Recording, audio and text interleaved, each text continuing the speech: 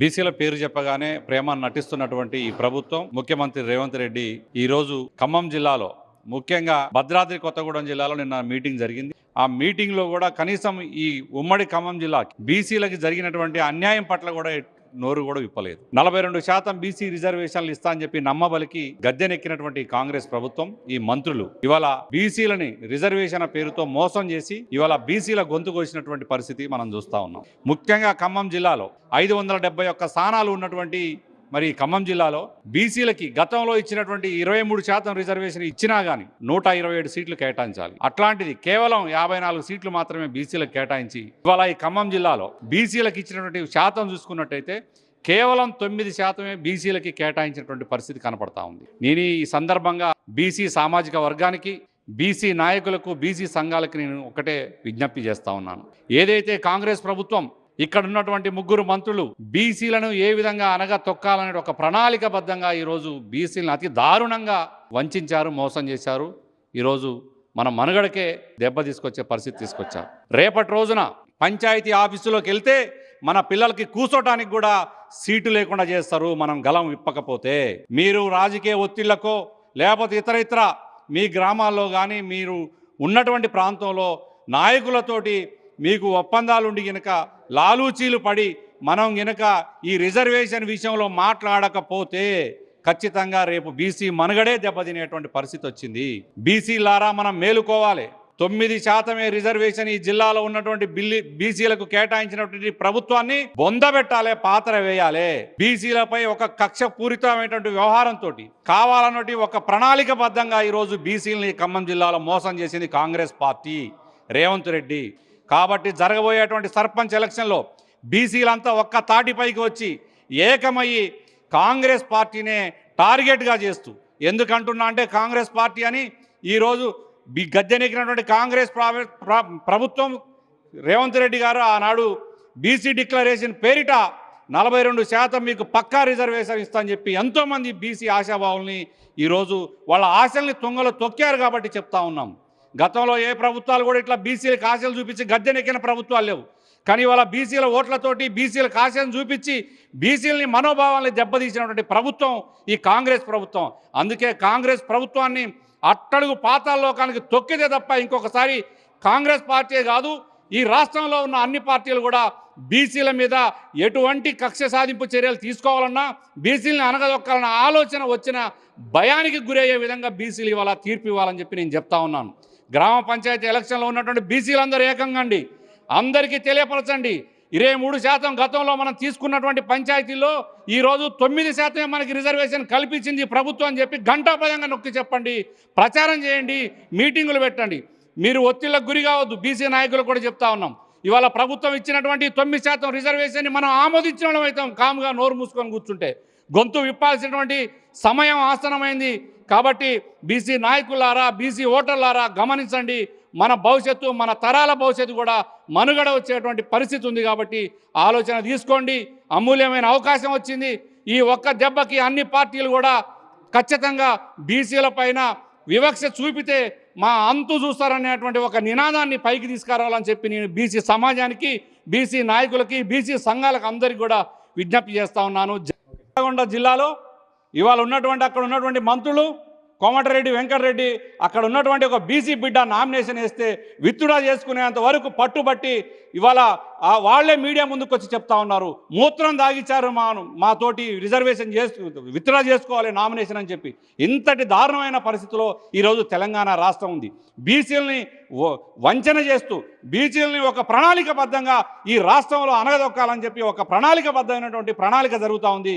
మిత్రులారా, ఇది కూడా ఖచ్చితంగా మీరు పరిగణనలో తీసుకోవాలి.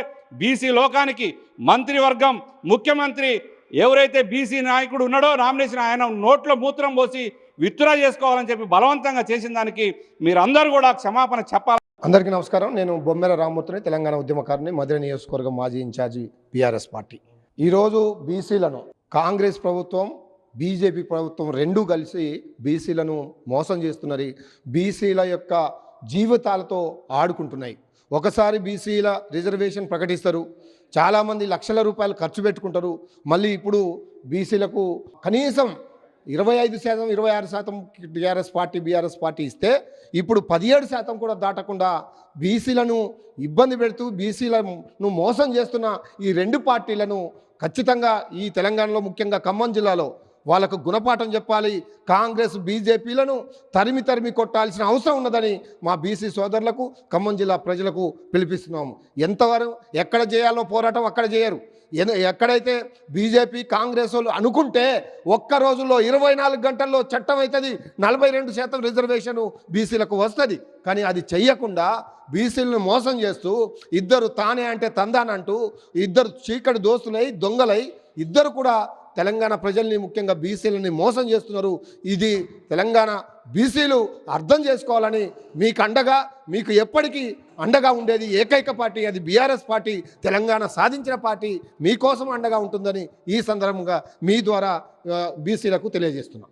బీఆర్ఎస్ పార్టీ జిల్లా మైనార్టీ అధ్యక్షులు మహమ్మద్ తాజుద్దీన్. ఈరోజు కాంగ్రెస్ ప్రభుత్వంకి ఒక్కటే సూటు ప్రశ్న అడుగుతున్నాను. అయ్యా, ఆ రోజు కామారెడ్డి బీసీ డిక్లరేషన్లో మీరు ఏ వాగ్దానం చేశారు, ఇప్పుడు ఎలా మాట్లాడుతున్నారు? మీరు ఒకసారి ఆలోచించండి. బీసీలకు 42% ఇస్తారని మొన్న బీసీ మీటింగ్లో కూడా చెప్పారు. కానీ ఇవాళ స్థానిక సంస్థ ఎన్నికల్లో మీరు తెలంగాణ ప్రజలకి, తెలంగాణ బీసీ బిడ్డలకి చాలా మోసం చేశారు. ఎందుకంటే మీరు ఈరోజు తెలంగాణలో ఉమ్మడి ఖమ్మం జిల్లాలో 571 మంది 571 గ్రామ పంచాయతీలు ఉంటే మీరు ఎంత డిక్లేర్ చేశారు? కేవలం 54. అంటే మాకు వచ్చిన వాటా, బీసీల బిడ్డకు రావాల్సిన వాటా 127 మంది ఇవ్వాల్సి కావాలంటే మీరు 54 ఇచ్చారు. కానీ ఆ రోజు తెలంగాణ కోసం, బీసీల బిడ్డల కోసం మీరు కొట్లాడింది తెలంగాణ ప్రభుత్వం. ఆ రోజున 62% ఇచ్చింది కేసీఆర్ ప్రభుత్వం. కానీ ఇవాళ మీరు అనవసరంగా మీటింగులు పెట్టి బీసీలు మేము అది చేసినాం, ఇది చేసినాం, అన్ని దొంగల మాటలు చెప్తున్నాం. నేను ఒకటే ఖమ్మం బీఆర్ఎస్ పార్టీ నుంచి ఒకటే బీసీ బిడ్డలకు మనవి చేస్తున్నాను. ఇప్పుడన్నా కళ్ళు తెరిచి వాస్తవాలు చూడండి. రేవంత్ రెడ్డి గారు నిజామాబాద్లో ఏం మాట్లాడాడు, ఇప్పుడు ప్రభుత్వం వచ్చిన తర్వాత ఏం మాట్లాడుతున్నారు బీసీల గురించి? కళ్ళు తెరిచి ఇప్పుడైనా ముందుకు రండి. ప్రతి ఒక్కళ్ళు ఈ విషయం మీద మనం ఉద్యమం చేయాలి, అవసరం ఉంది. ఎందుకంటే మనం కాముకుంటే ఏదో ఒకటి అంటించి చేస్తారు. కానీ రేవంత్ రెడ్డి ప్రతి మీటింగ్లో నేను బీసీలకు ఇది చేసి అది చేసి అంటే చేసింది ఏం లేదు. ఇవాళ తెలుస్తుంది. స్థానిక సంస్థ ఎన్నికల్లో నువ్వు ఇచ్చింది ఏంది? ఖమ్మం జిల్లాకి 571 స్థానాలు ఉంటే కేవలం 54 ఇచ్చిన ఇదేనా నీ ప్రభుత్వం? కామారెడ్డి బీసీ డిక్లరేషన్లో అధికారంలోకి రావడం కోసం అమలు కాని హామీని ఇచ్చిన రేవంత్ రెడ్డి గారు 42% బీసీలకి రిజర్వేషన్ ఇస్తానని దొంగ హామీ ఇచ్చిండు. వాళ్ళ 6 గ్యారంటీలు అమలు కాలేదు, 420 హామీలు కూడా అమలు కాలే. కానీ ఇది అమలు కాదని తెలిసి కూడా బీసీల యొక్క ఆత్మగౌరవం మీద దెబ్బ కొట్టినటువంటి వ్యక్తి రేవంత్ రెడ్డి గారు.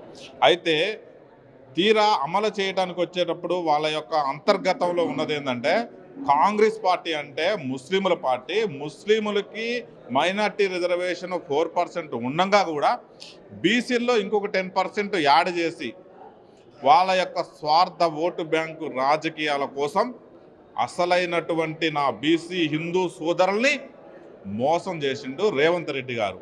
మీకు అమలు కాదని తెలుసు, అయినా కానీ మీరు హామీ ఇచ్చారు. ఇప్పుడు ఆ నెపాన్ని కేంద్ర ప్రభుత్వం మీద నెట్టడం ఏంటి? హామీ ఇచ్చింది రాష్ట్ర ప్రభుత్వం, నువ్వు హామీ ఇచ్చింది. కేంద్ర ప్రభుత్వం ఎప్పుడన్నా హామీ ఇచ్చిందా? నువ్వు కేంద్ర ప్రభుత్వాన్ని అడిగావా ముందే? లేదు అంటే నీకు అంత చిత్తశుద్ధి ఉంటే ఈ 2 సంవత్సరాలు నువ్వు అధికారంలోకి వచ్చిన 2 సంవత్సరాల్లో మేధావులతో ఒక కమిటీ వేసుకొని సెంట్రల్ గవర్నమెంట్ కేంద్ర ప్రభుత్వంతో నువ్వు చర్చలు జరిపినవా? ఆ సందర్భంగా ఇట్లా బీసీ సోదరులకి న్యాయం చేద్దాం నువ్వు అనుకున్నావా? నువ్వు 10% డైరెక్ట్ ముస్లిమ్స్కి ఇస్తానని చెప్తివి. దీన్ని భారతీయ జనతా పార్టీ ఖండిస్తుంది. మతపరమైన రిజర్వేషన్లకి భారతీయ జనతా పార్టీ పూర్తి స్థాయిలో వ్యతిరేకం. నువ్వు బీసీ 42% రిజర్వేషన్ బీసీ సోదరులకు ఇవ్వు, 100% మేము సపోర్ట్ చేస్తున్నాం, దాన్ని మేము ఆహ్వానించినాం. కానీ నువ్వు స్వార్థపూరిత ఓటు బ్యాంక్ రాజకీయాల కోసం బీసీ సోదరుల ఆత్మ గౌరవాన్ని మీద దెబ్బ కొడితే మాత్రం భారతీయ జనతా పార్టీ చూస్తూ ఊకోదు.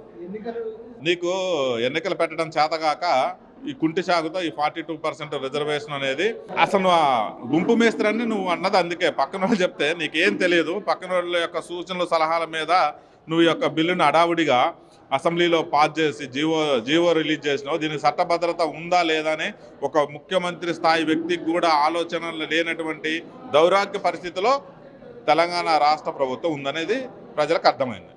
డాక్టర్ కేవీ కృష్ణారావు, తెలంగాణ ఉద్యమకారుల ఫోరం రాష్ట్ర స్టీరింగ్ కమిటీ చైర్మన్. స్థానిక సంస్థల్లో బీసీలకి 42% రిజర్వేషన్లు ఇస్తానని కాంగ్రెస్ పార్టీ ఎన్నికల ముందు కామారెడ్డి డిక్లరేషన్ సభలో చెప్పిన అన్నట్టుగానే తీర్మానం అయితే చేసింది అసెంబ్లీలో. మా పని అయిపోయిందని చేతులు దులుపుకున్నది. ఢిల్లీ వాళ్ళు చేయాల్సిన పని మాకు సంబంధం లేదన్నట్టుగా కాంగ్రెస్ ప్రవర్తిస్తుంది. ఇది మంచి పద్ధతి కాదు. రేవంత్ రెడ్డి, నువ్వు బీసీల మీద ప్రేమ ఉందని అసెంబ్లీలో తీర్మానం చేసినావు. అదేవిధంగా నీ చిత్తశుద్ధి నిరూపించుకోవాలంటే ఢిల్లీకి పోయి ప్రధానమంత్రిని కలిసి, మీ రాహుల్ గాంధీని కలిసి అందరు మద్దతు కూడగట్టుకొని పార్లమెంటులో షెడ్యూల్ నెంబర్ 9లో దాన్ని ఇంక్లూడ్ చేసి రాష్ట్రపతి ఆమోదయోగ్యం పొందేలా నువ్వు చేయాల్సిన పని ఇది. అప్పుడే నీ చిత్తశుద్ధిని మేము నమ్ముతాం. అప్పుడే కాంగ్రెస్ పార్టీని మేము ఆదరిస్తాం. లేకుంటే కాంగ్రెస్ పార్టీని నమ్మం. అదేవిధంగా బీజేపీ గవర్నమెంటు బీసీలు అంటే వలకమాలిన ప్రేమ వలకవిస్తూ బీసీ ముఖ్యమంత్రిని చేస్తూ బీసీలకు అది ఇస్తాం ఇది ఇస్తాం అంటున్నారు. కాంగ్రెస్ పార్టీ తీర్మానం చేసింది, గవర్నర్ గారి దగ్గర పంపింది. గవర్నర్ గారు ఇంతవరకు పెదవి ఇప్పట్లేదు. దాని మీద ఏమి స్పందన లేదు. పైకి పంపిందా, ఏం చేసిండా అనేది కూడా ఎవరికి తెలియని విషయం. అంటే బీజేపీ నామినేట్ చేసినటువంటి గవర్నర్ చిత్తశుద్ధి లేదు అని అంటే బీజేపీకి చిత్తశుద్ధి లేదని మేము అనుకోవాలి. కాబట్టి బీజేపీ కానీ కాంగ్రెస్ కానీ ఎవరైనా మేము అడిగేది ఒకటే బాస్, మేమెంతో మాకంత, మేము జనాభా ఎంత ఉన్నామో మాకంత. 42% కాదు, యాక్చువల్గా మేము 60% పైన ఉన్నాం. కానీ మీరు 42% కనీసం అదన్నా ఇవ్వండి అని మేము అడుగుతున్నాం. స్థానిక సంస్థల్లో ఒక్కటే మీరు అన్నారు, కానీ మేము అడిగేది చట్టసభల్లో కూడా, అంటే అసెంబ్లీ పార్లమెంట్లో కూడా మేమెంతో మాకంతలాగా మాకు 42% రిజర్వేషన్ మీరు కల్పించాల్సిందే. అప్పటి వరకు మా ఉద్యమం ఆగదు. గతంలో జయలలిత గారు ఆమె బ్రాహ్మణ అయి ఉండి బీసీల కోసం ఢిల్లీకి పోయి, ఢిల్లీలో పివి నరసింహరావు గారు ప్రధానమంత్రి ఉన్నప్పుడు, అంటే ఆపోజిట్ పార్టీ ఉన్నప్పుడు ఆమె అందరితోనూ మాట్లాడి కూడగట్టుకొని ఈరోజు 69% వాళ్ళు అనుభవిస్తున్నారంటే దానికి కారణం జయలలిత. ఆమె చేతులు దులుపుకోలే రేవంత్ రెడ్డి లాగా. ఆమె ఢిల్లీకి పోయి మొత్తం చక్రం తిప్పి వాళ్ళకి రిజర్వేషన్ కల్పించింది. ఈరోజు భారతదేశంలో 69% సీలింగ్ లేకుండా అమలయ్యేది ఒక్క తమిళనాడులో మాత్రమే. మరి రేవంత్ రెడ్డి లాగానే మహారాష్ట్ర గవర్నమెంట్ కూడా లాస్ట్ టైము అట్లా చేసింది, చట్టం చేయకుండా. అంటే షెడ్యూల్ నెంబర్ 9లో ఇంక్లూడ్ చేస్తేనే చట్టం, దానికి ఎవరు కదిలించలేరు. రేవంత్ రెడ్డి ఇట్లా తీర్మానం చేయడంలోనే వెంటనే రెడ్డి ఇంకొక అతనితో కేసు వేపిస్తారు, కోర్టుకు పోతారు, కోర్టు ఆపుతుంది. మరి మధ్యలో బై ఎలక్షన్స్ వస్తాయి. అంటే ఇదంతా మాకు తెలీదా? ఈ డ్రామా అంతా, డ్రామాలు ఆపండి. అన్ని పార్టీలకు మేము ఒక్కటే హెచ్చరిస్తున్నాం, ఎట్టి పరిస్థితుల్లో కూడా మీరు 42% రిజర్వేషన్ బీసీలకు ఇవ్వాల్సిందే. ఇవ్వకపోతే రోడ్ల మీదకి వస్తాం బిడ్డ. మా ఆగ్రహానికి గురి కాకుండా మీరు తప్పించుకోవాలంటే వెంటనే చట్టం చేయండి. చట్టం చేసి బీసీలను ఆదుకోండి. బీసీల హక్కున చేర్చుకోండి. అప్పుడే బీసీలు మీకు ఓటేస్తారు.